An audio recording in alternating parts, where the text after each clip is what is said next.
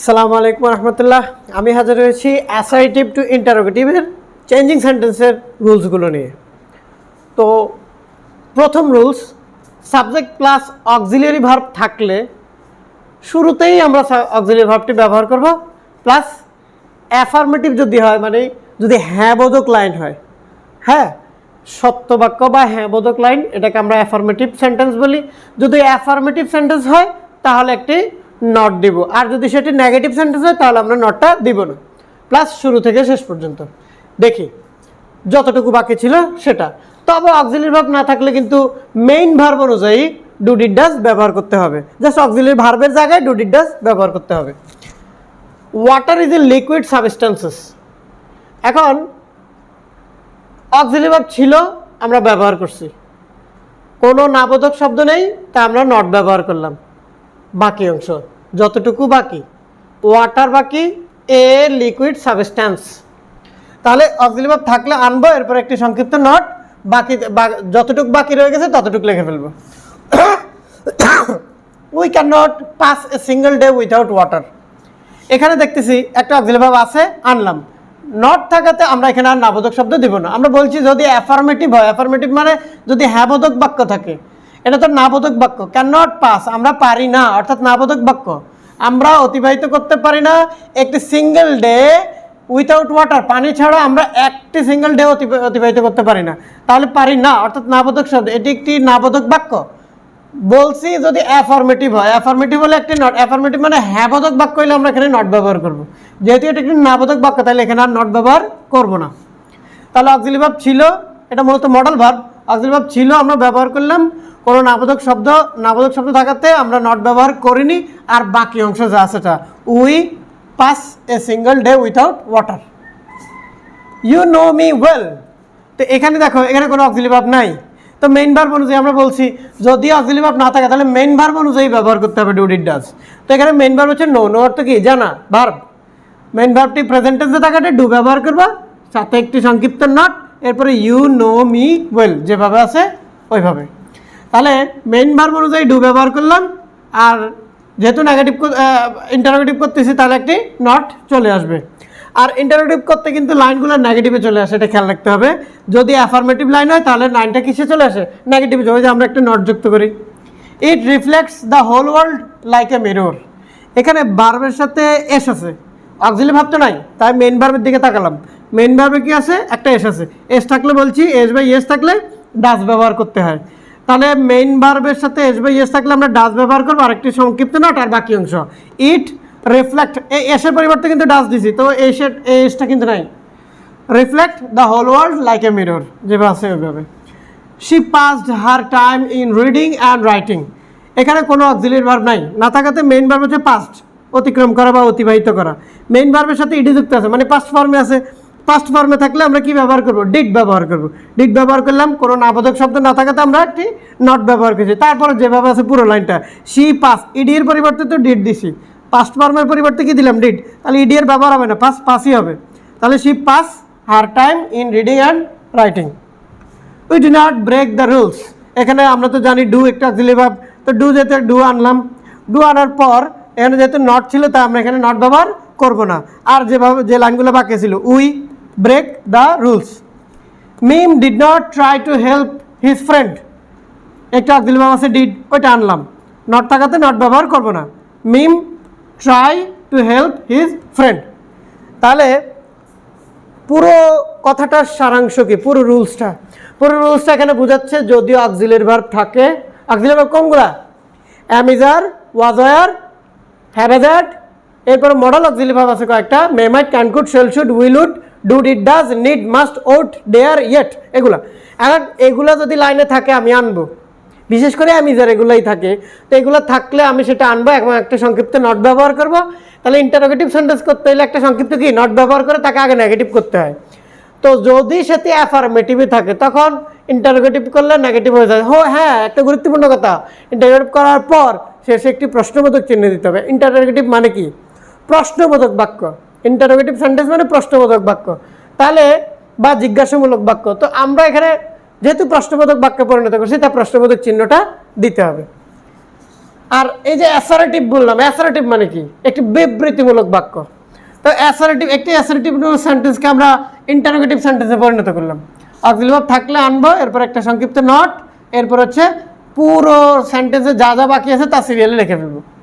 আর না থাকলে do, did, does, তিনটার একটা মেইন ভার্ব অনুযায়ী। মেইন ভার্বটি যদি প্রেজেন্টে থাকে, তাহলে ডু ব্যবহার করবো। মেইন ভার্বের সাথে যদি এস বাই এস থাকে ডাজ ব্যবহার করবো। মেইন ভার্ব যদি পাস্ট টেন্সে থাকে তাহলে ডিড ব্যবহার করবো।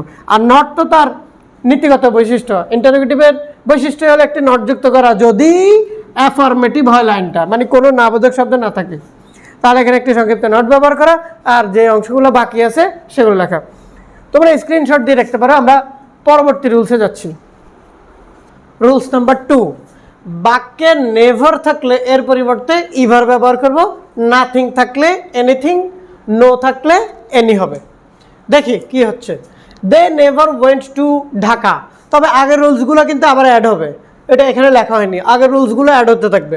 দে নেভার ওয়েন্ট টু ঢাকা, আর আমরা বলছি নেভার থাকলে ইভার, অর্থাৎ ওই যে আমরা আগে কি অক্সিলারি ভার্ব থাকলে সেটা আনবো, আগের রুলস আর কি। প্রথম রুলস এটা, অক্সিলারি ভার্ব না থাকলে মেইন ভার্ব অনুযায়ী ডিড ব্যবহার করবো। দেখছো এই যে ওয়েন্ট, মেইন ভার্ব অনুযায়ী ডিড ব্যবহার করা হয়েছে। তো ওয়েন্ট পাস্ট টেন্সে ছিল তাই আমরা ডিড, অর্থাৎ আগের রুলসটা কিন্তু এখানে অ্যাড হবে। ওয়েন্ট পাস্ট টেন্সে ছিল তাই আমরা ডিড ব্যবহার করছি। তারপর হচ্ছে বাকি অংশ থাকা, মানে একটা নট বসার কথা, এখানে নেভার থাকাতে সেই নটটি বসেনি, কারণ একটি নেভার হচ্ছে নাবোধক শব্দ। তবে নেভারের পরিবর্তে ইভার। দেখো ডিড, দে, ইভার, গোট, ওয়েন্টের প্রেজেন্ট ফর্ম বসবে, কারণ হচ্ছে ওয়েন্ট পাস্ট ফর্মে থাকার কারণেই তো আমরা ডিড ব্যবহার করেছি। আমরা এর আগের রুলসে দেখিয়েছি যদি এখানে ইডি যুক্ত থাকতো, মানে পাস্ট টেন্সে থাকতো, তাহলে আমরা ডিড ব্যবহার করতাম আর ইডিটা আর ব্যবহার করতাম না পরের লাইনে। সেম একইভাবে যদি পাস্ট টেন্সে থাকে তাহলে আমরা ডিড ব্যবহার করব, তবে ওইটাকে প্রেজেন্ট করে লিখবো। তাহলে ওয়েন্টের প্রেজেন্ট ফর্ম হচ্ছে গো টু ঢাকা, কারণ লাইনে যদি একটা ডিড ব্যবহারই হয়ে যায় তাহলে এটা কিন্তু প্রেজেন্ট ফর্ম হবে। একটা ভার্ব পাস্ট ফর্মে থাকলে অন্য ভার্ব প্রেজেন্ট ফর্মে থাকতে, তাহলে went to past form, so went এখানে ব্যবহার হবে না, ওয়েন্টের প্রেজেন্ট ফর্মটা হচ্ছে গো, এটা ব্যবহার হবে। আর আমাদের রুলস কি দাঁড়াইলো? রুলস দাঁড়াইলো, প্রথম রুলসটা অ্যাড হইলো, সেটা হচ্ছে কি অক্সিলারি ভার্ব না থাকলে মেইন ভার্ব যদি পাস্ট ফর্মে থাকে তাহলে ডিড ব্যবহার করব। তারপরে একটি নট ব্যবহার করার কথা কিন্তু করিনি, কারণ নেভার আছে তাই করব না। আমরা বলছি যদি সেন্টেন্সটি অ্যাফার্মেটিভ হয় তাহলে নেগেটিভ করব, কিন্তু এখানে সেন্টেন্সটি negative. Then never went to Dhaka, তারা কখনো ঢাকাই যায়নি, তাহলে নাবোধক না, অর্থাৎ লাইনটি নাবোধক থাকার কারণে আমরা এখানে নট ব্যবহার করব না।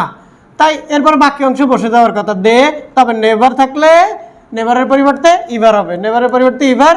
আর ওয়েন্টার যেহেতু পাস্ট ফর্মের কারণে ডিড দিয়েই ফেলছি তাই এটা প্রেজেন্ট ফর্মে বসবে, go to Dhaka. I know nothing about it, এখানে কোনো অক্সিলারি ভার্ব নাই, না থাকাতে মেইন ভার্ব যেহেতু নো অর্থ জানা, তো নো মেইন ভার্ব অনুযায়ী ডু ব্যবহার করলাম।